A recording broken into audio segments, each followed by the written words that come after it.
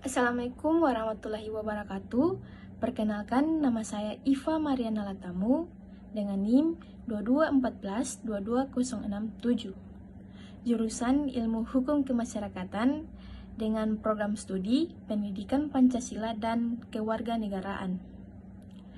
Mata kuliah yang akan saya bawa itu adalah dasar-dasar ilmu politik. Dosen pengampunya itu Bapak Saleh Al-Hamid, SIP, MA. Nah, materi yang akan saya bawa berbagai pendekatan dalam ilmu politik. Berbagai pendekatan dalam ilmu politik. Ilmu politik mengalami perkembangan yang pesat dengan munculnya berbagai pendekatan atau approaches. Pendekatan legal atau yuridis dan institusional telah disusul dengan pendekatan perilaku. Pasca perilaku dan pendekatan neometrics, selanjutnya muncul dan berkembang pendekatan-pendekatan lainnya seperti pilihan rasional atau rational choice, teori ketergantungan, dan institusionalisme baru atau neo-institusionalisme. Pendekatan legal atau institusional. Pendekatan legal atau institusional yang sering dinamakan pendekatan tradisional mulai berkembang abad 19 pada masa sebelum Perang Dunia Kedua. Dalam pendekatan ini, negara menjadi fokus pokok terutama segi konstitusional dan berdasarkan anggapan bahwa perilaku politik hanya salah satu dari keseluruhan perilaku, maka pendekatan ini cenderung untuk bersifat interdisipliner atau diuraikan sebagai berikut. 1. Perilaku politik menampilkan keteraturan atau regularitas yang perlu dirumuskan sebagai generasi-generasi yang kemudian dibuktikan atau diverifikasi kebenarannya. 2. Harus ada urusan membedakan secara jelas antara norma atau ideal atau standar sebagai pedoman untuk perilaku dan fakta sesuai yang dapat dibuktikan berdasarkan pengamatan dan pengalaman. 3. Analisis politik tidak boleh dipengaruhi oleh nilai-nilai pribadi. 4.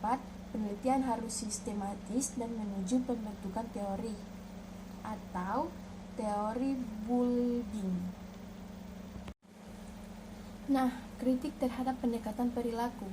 Pendekatan perilaku tidak mempunyai relevansi dengan realitas politik dan terlalu banyak memusatkan perhatian pada masalah yang kurang penting seperti survei mengenai perilaku pemilih, sikap politik, dan pendapat umum.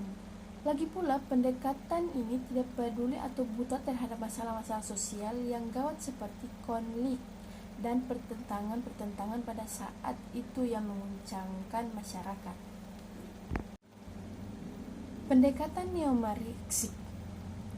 Kebanyakan kalangan neometrics adalah cendekiawan yang berasal dari kalangan bourgeois dan seperti cendekiawan di mana-mana, enggan mengembungkan diri dalam organisasi besar seperti partai politik atau terjun aktif dalam kegiatan politik praktis.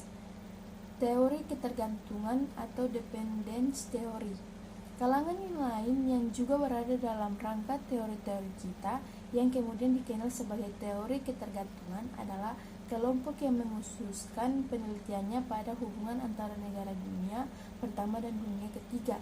Investasi negara-negara maju diuntungkan karena negara kurang maju dapat melakukan gaji atau upah yang kecil bagi tenaga kerjanya, sewa tanah yang rendah, dan bahan baku yang murah. Pendekatan pilihan rasional atau rational choice.